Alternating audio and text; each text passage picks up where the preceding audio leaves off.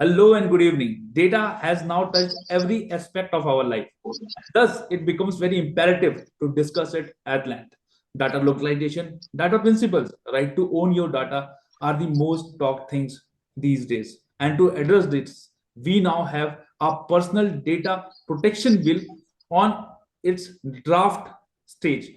To discuss it, we have Madhav Patro today, the founder of Alpha S Academy. Hello and good evening. I am Manu Minas. Welcome you all to this session of AB Discuss with Madhav. Madhav, good evening. How are you? Good evening, Abhi. Good evening. Fine.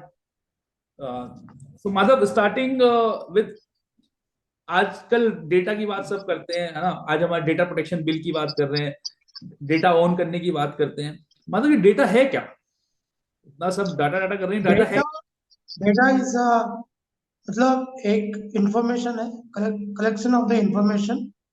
इसमें आपको divide कर सकते हैं कि personal data भी है, critical personal data है, एक बिग डेटा है। जो बिग डेटा में क्या होता है कि आपका जो लार्ज अमाउंट ऑफ डेटा होती है, ठीक है। और डेटा 21st सेंचुरी में ये बोला जाता है, मतलब बिल्कुल ऑयल ऑफ द डेवलपमेंट। बिल्कुल। ठीक है। मैं अपने हाँ। दर्शकों को स्टोरी सुनाऊंगा यहाँ पे कि डेटा और data is the new oil क्यों वर्ड आया था। परसों ही मेरा एक फ्रेंड है, उससे बात होती तो मैं उससे पूछा, he works in USA in a very reputed firm. तो उसने बताया कि एक बार डेटा खरीदना इतना महंगा हो गया था कि इट क्रॉस द मार्केट और the price of the oil in US. So that's why the data was the new oil, but now it has like slided back by a big margin, but then at a time it was like more expensive than oil. Yeah, mother, please continue. या और data इतना important हो चुकी है क्योंकि अभी modern days में ना, data without data we cannot formulate our policies, and we cannot what do you call, for example, in health sector, agriculture sector, or even in the marketing sector for the industries, companies, the data is a very key. For Exactly. example, in the government point of view, if they want to design a policy which is suitable to target the particular group of the population, then they have to look into the data. जो Exactly. Data है बहुत important है local पे, बिल्कुल। मतलब local और global level में without data we cannot move forward. इस लेवल की आ चुकी है। Exactly. That's why we in friends joke around that data scientist, and you do a data course and you do a 4 year BTech course from IIT, you get the same package. That's how data important. Data has become so important. Okay, Madhav. Now I'll brief my viewers. Now we are in an age of artificial intelligence and machine learning. Machine learning में बहुत लोग confuse होते हैं। देखो, हमने इस पे science and take series आप हमारी जाएंगे, मैं उस लेक्चर का लिंक डिस्क्रिप्शन बॉक्स में डालूंगा।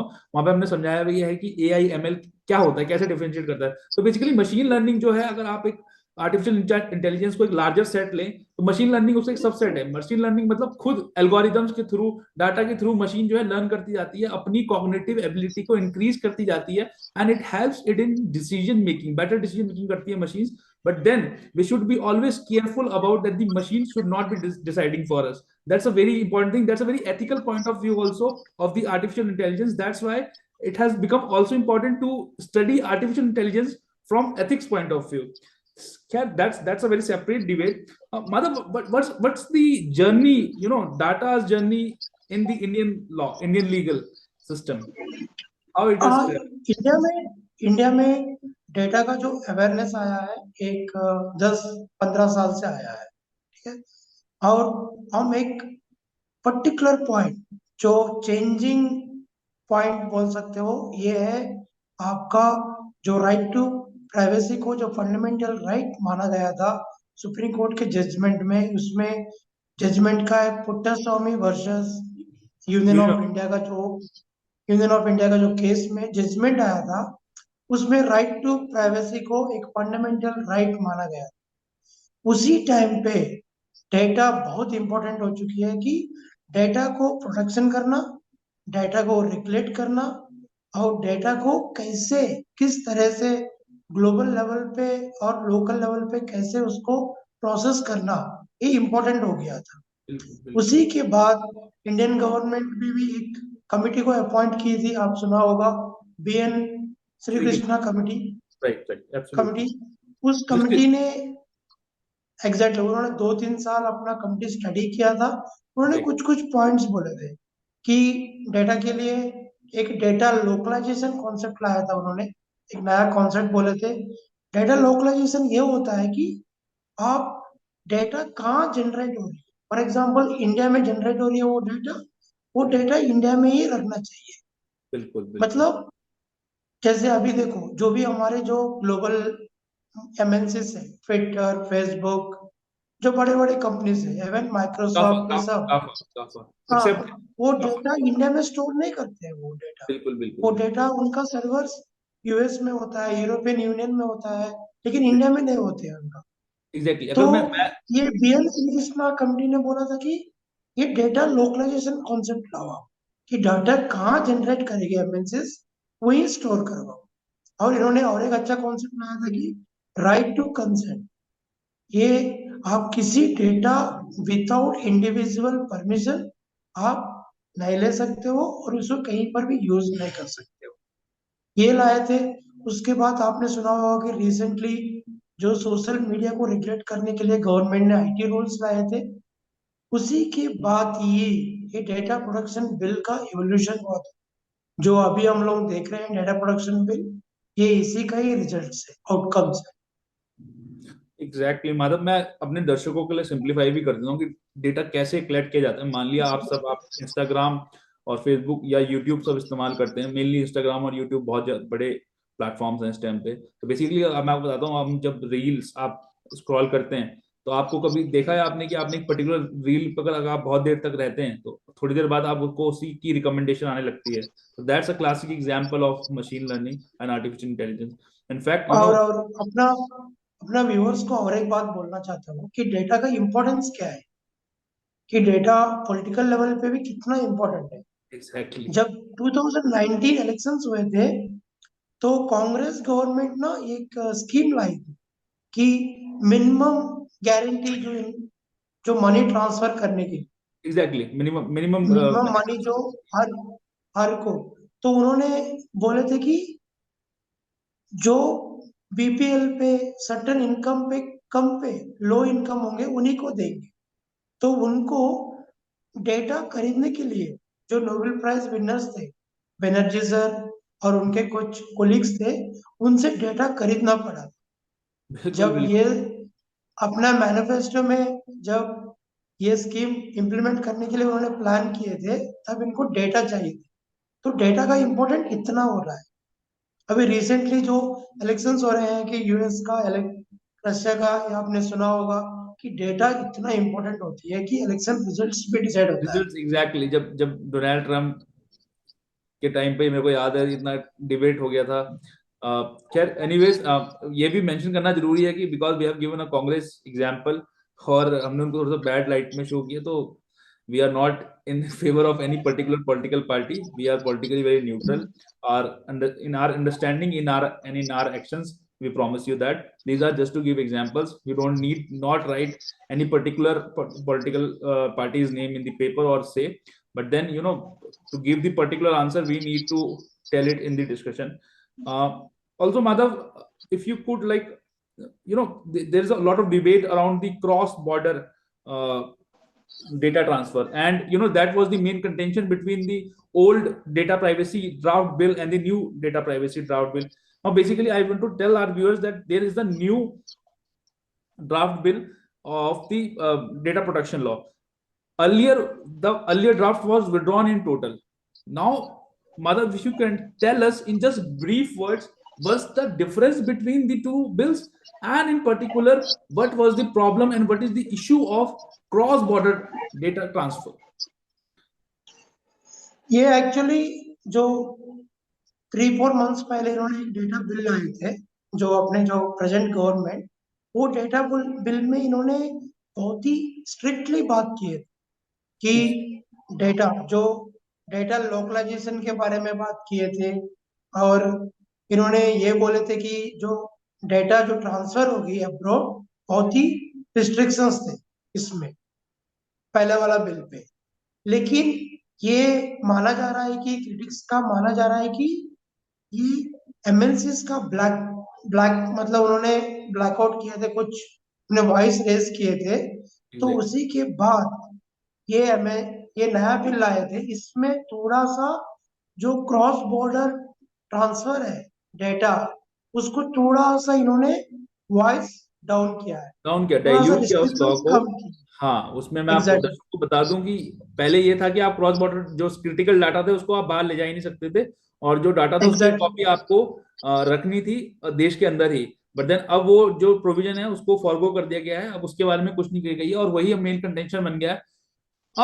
मतलब देखिए, अब ये प्राइमा फेसाई देखने के लिए बहुत अच्छा लगता है, बट देन आप ये सोचिए कि बिजनेस पॉइंट ऑफ व्यू से अगर उन कंपनीज को हमें अपने यहाँ रखना है तो उनको उतनी लेवरेज तो देनी पड़ेगी। तो ये कैसे बैलेंस आउट करे सरकार भी कि भाई कंपनीज भी रहें और लोगों की प्राइवेसी भी बनी रहे। Now that's a very big debate, and there has to be a certain common ground. What is that common ground, if you could tell us?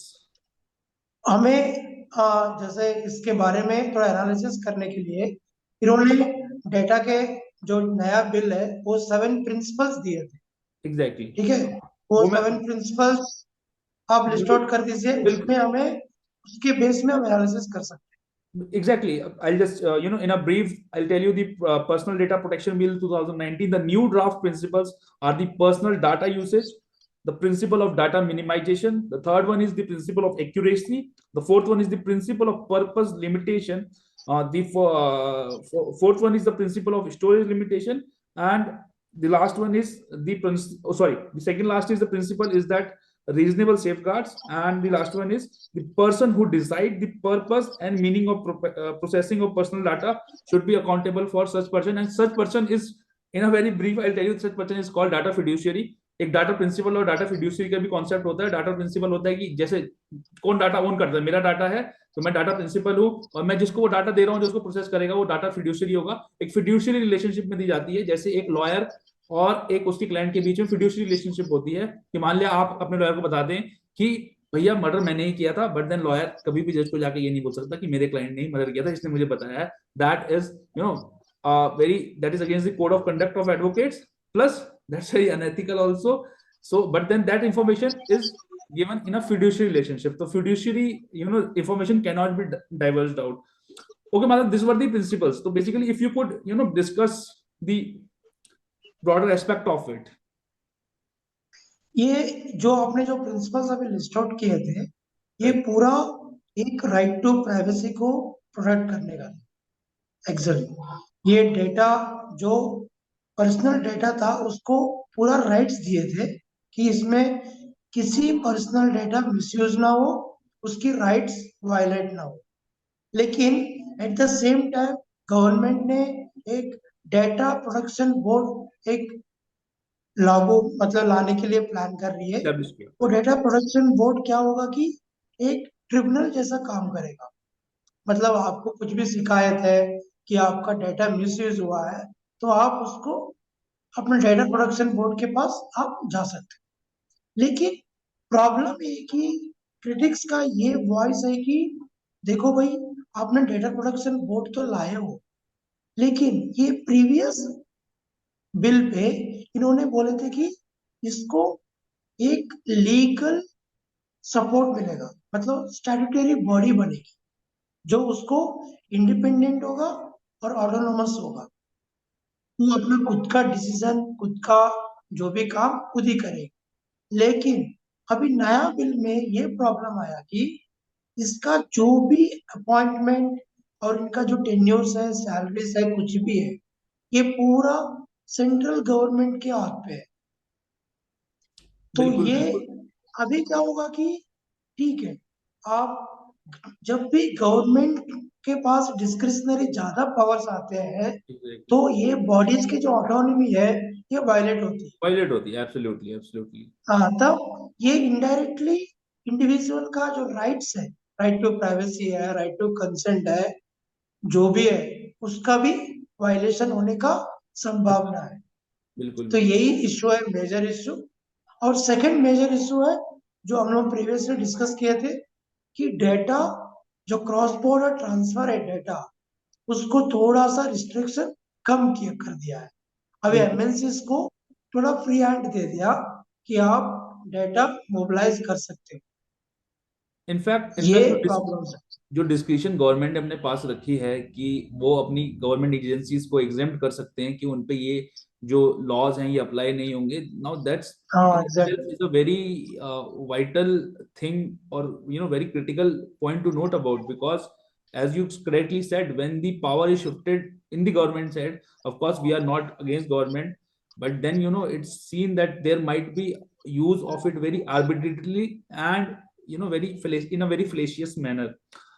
Anyways, Madhav, और एक पॉइंट है कि yeah, please. जब आप बात कर रहे थे ना, ये जो डेटा प्रोडक्शन बॉडी गवर्नमेंट के कंट्रोल आता है वो ठीक है, लेकिन जो बाकी एजेंसीज है, जो Exactly. सेंट्रल गवर्नमेंट एजेंसीज, जो भी गवर्नमेंट एजेंसीज है, जो उनका जो इंडिविजुअल का जो राइट प्रोटेक्ट करने के लिए पावर होता है, लॉ एनफोर्समेंट होती है, उनमें भी ब्लैंकेट एग्जम्पशन लाने का पावर है इस Power डेटा। दिया, exactly, that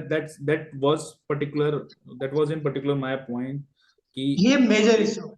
ये one of the major issues है, but then we hope that all is well.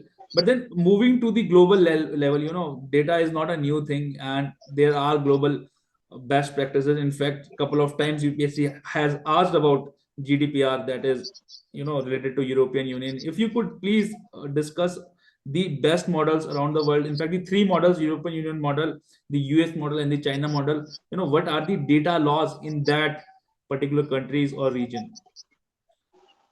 कि हम जब एक ग्लोबल लेवल पे बात करेंगे, ये जो डेटा प्रोडक्शन का जो आइडिया था, ये यूरोपियन यूनियन का जो ओरिजिन था। मतलब जो पहला भी डेटा प्रोडक्शन, इंडिविजुअल राइट्स, ये सब में यूरोपियन यूनियन बहुत ही स्ट्रिंगेंट था, बहुत ही स्ट्रिक्ट था। आप रिसेंटली न्यूज में देखे होंगे कि यूरोपियन यूनियन फेसबुक के साथ, ट्विटर के साथ, इनके बहुत सारे जो जुडिशरी प्रॉब्लम चल रही थी, पर्टिकुलरली ये डेटा लॉस के वजह से। इनका जो रिसेंटली आप जो आपने बात किया है, जनरल डेटा प्रोडक्शन रेजिम जो थी, वो बहुत ही मतलब एक बेस्ट मॉडल माना जाता है। किसके लिए? इंडिविजुअल प्राइवेसी को प्रोटेक्ट करने के लिए। लेकिन ये क्रिटिक्स का ये भी मानना है, ऐसे जो इतना स्ट्रिक्ट लॉस आपको बिजनेस जो बिजनेस मॉडल है उसके लिए सूटेबल नहीं, सुटेबल नहीं, क्योंकि एग्जैक्टली। ये मतलब इंडिविजुअल की तरफ भी ज्यादा प्रोडक्टिव है और बिजनेस को बहुत ही रिस्ट्रिक्ट करती है। जहां एग्जैक्टली। बिजनेस को रिस्ट्रिक्ट करेगी तो वो कैपिटलिज्म का जो पॉलिसी है कि वो सिंपली मूव आउट हो जाएंगे, तो इकोनॉमी के लिए ये उतना सही नहीं है, ये क्रिटिक्स का मानना है। और अभी जो यूएस का मॉडल है, वो बेसिकली लिबर्टी प्रोडक्शन मॉडल है। लिबर्टी प्रोडक्शन मॉडल मतलब वो कंपनीज को भी चांसेस दिए हैं, ठीक है भाई, आप जब तक इंडिविजुअल का कंसेंट ले लोगे तो आप उस डेटा को यूज कर सकते हो। तो हम ये बोल सकते हैं कि यूएस का एक मिडिल पाथ है कि इसमें गवर्नमेंट का अपना रोल मिनिमाइज कर लिया है। उसने बोला है कि भाई आप इंडिविजुअल का परमिशन ले लो, वो डेटा को आप कैसे भी इस्तेमाल करो, उससे हमें ज्यादा आपत्ति नहीं। और ये जो चाइना का मॉडल है, चाइना का मॉडल एक हम बोल सकते हैं कि उनकी जो गवर्नमेंट को सूटेबल मॉडल, ये उन्होंने बात किया है इंडिविजुअल प्राइवेसी का, इंडिविजुअल कंसेंट के बारे में बात किया है, लेकिन उनकी लॉ ज्यादा फोकस करती है कि गवर्नमेंट बिजनेस जो भी एमएनसीज है उनको कैसे रिस्ट्रिक्ट करे डेटा यूसेज। Individual rights ये are चाइना given का, even more priority in terms in China, right? हाँ, Exactly. ये इम्पोर्टेंट है। और इंडिया का इनका यूएस का और यूरोपियन का मिडिल पे इंडिया का जो मॉडल है वो सेट होती वो सेट है। इनका भी exactly. एक तरफ से हम कह सकते हैं कि You middle know, path. as Lord Buddha said that middle path is the best path. या एग्जैक्टली, जो That's what new I bill है think middle path. also. Because we cannot totally phase out the interest of the private sector, as well as the individual liberty and individual privacy is of utmost importance.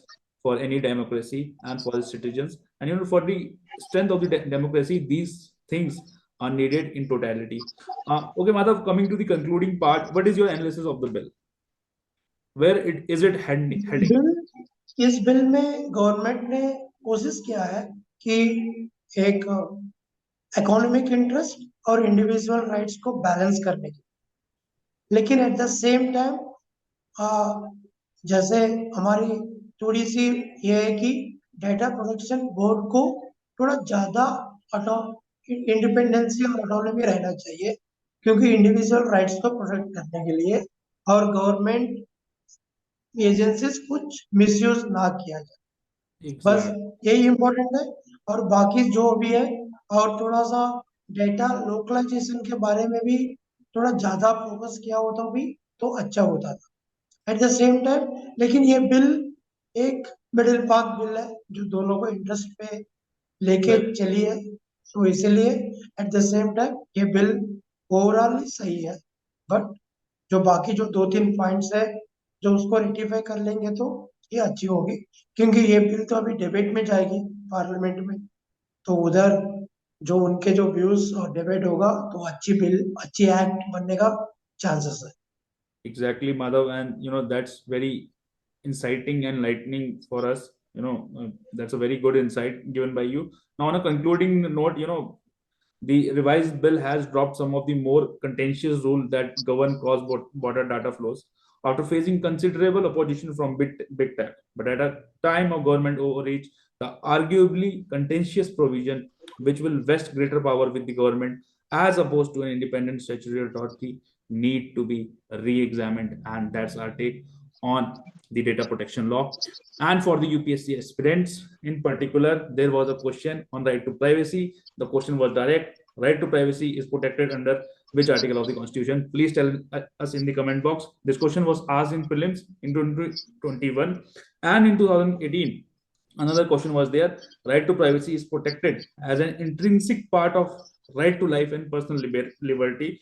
Which of the following in the Constitution of India correctly and appropriately imply the above statement? In fact, the second question is our answer to the first question, but then you answer us in the comment box the answer of both questions. And on that note, we'll take your leave for the day. We wish you a very happy day, a very happy, healthy life. Take care, keep smiling, and thank you, Madhav, for joining us. And that's Thank you. very, very nice discussion. Thank you for all your hard work. And I, on a lighter note, I must tell, the face might be me, but then the hard work and the research, it's a big team, and Madhav leads that team. Madhav is our hero. I'm only the face, but then the soul is Madhav. So Madhav, thank you. It's a very, it's always beautiful to talk to you, and we see forward to discuss more of the topics coming in the future. Thank you. Good night. Thank you. Thank you again.